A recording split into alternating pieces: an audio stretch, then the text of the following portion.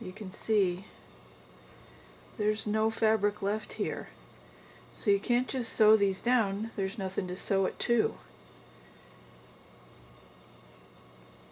All this fabric has been worn and pulled away.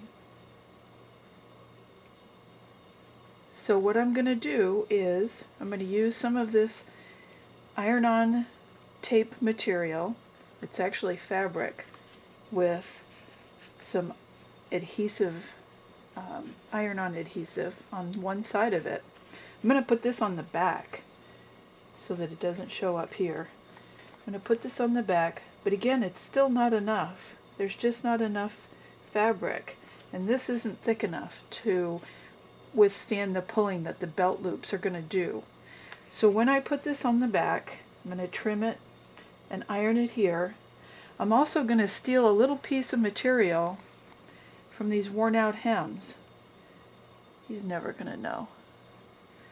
I'm just going to take this, snip it away, and then this is going to give me just enough fabric to fill in those gaps.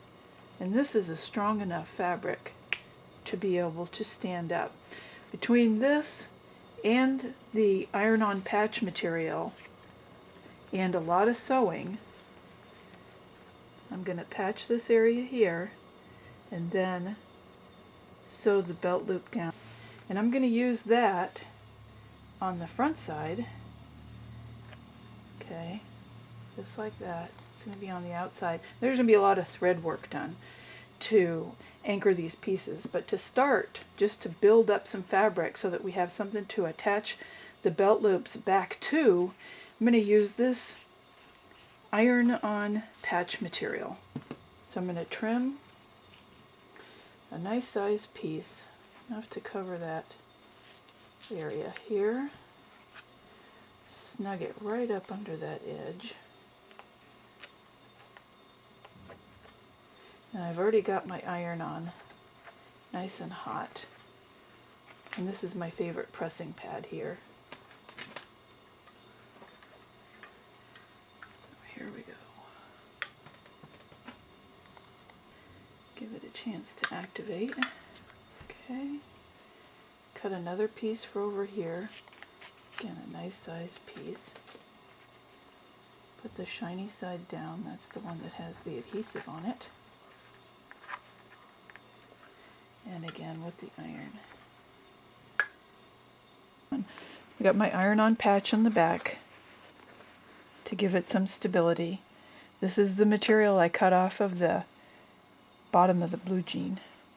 And I just want to make some more fabric. Just patch it up right in here so that when I do sew the belt loop back down again, it has something to adhere to. So basically I'm going to take this little bit and sew all the way around the edges, just in a free motion stitching using the darning foot. This is the darning foot. It's also called a free motion sewing foot. A lot of quilters use it for doing their stippling and other free motion quilting. It moves. That's what this spring is all about. Bounces up and down as you're sewing. I'm going to lower the feed dogs. And now I press on the foot pedal and you'll see that the feed dogs stay lower than the plate. They're not going to be moving the fabric anymore. I'm going to be moving the fabric. So I'm going to be moving it in all kinds of directions. So I don't want the feed dogs working against that. Get the loop out of the way and put this in place. Lower the foot. That's important.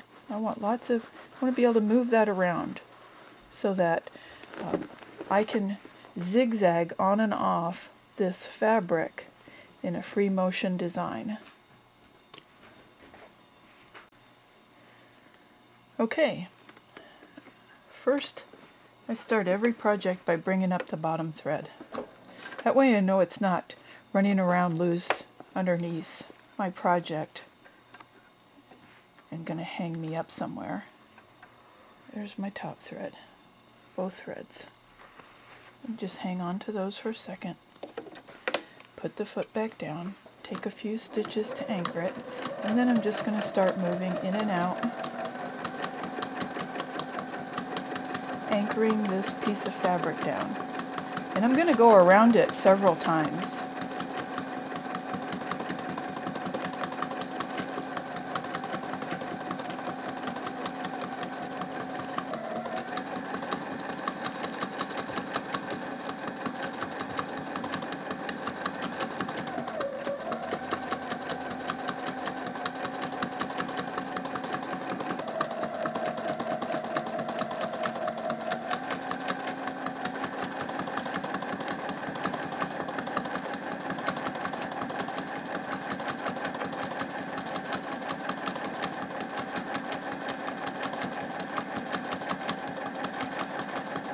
Okay, I've pretty much gone in a circle now.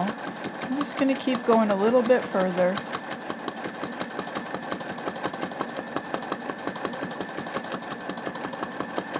Maybe go around one more time.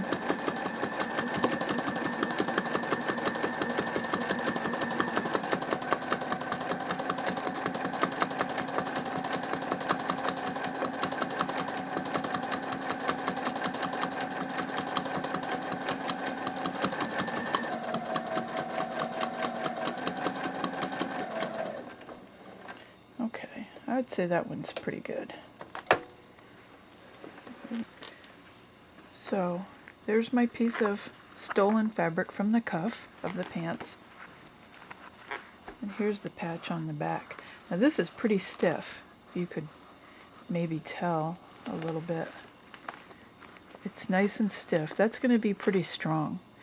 Then I'll come back and trim off this loose stuff, maybe pick out some of these threads, and take that belt loop. And I'm not going to pull it too tight.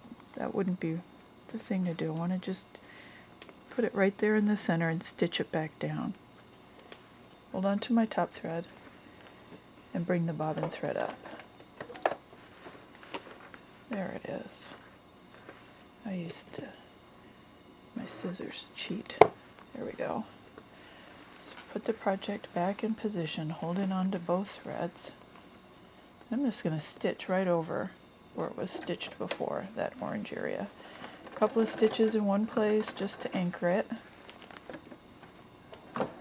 Taking it really slow here because this material is so thick.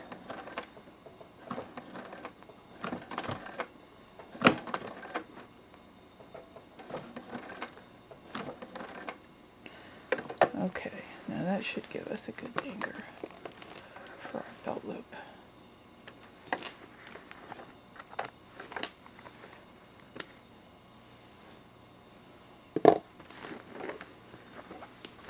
What do you think? It's not beautiful, but it'll work.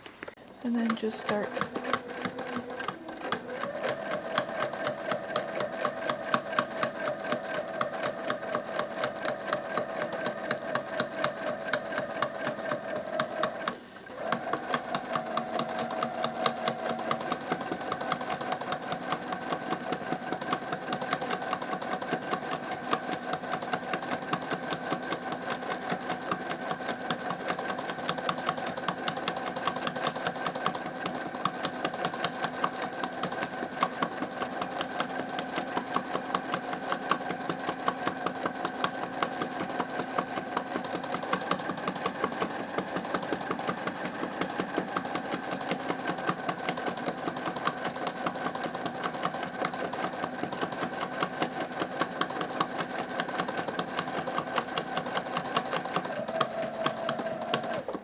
okay, that should be good. And again, just take it slow. It's very thick.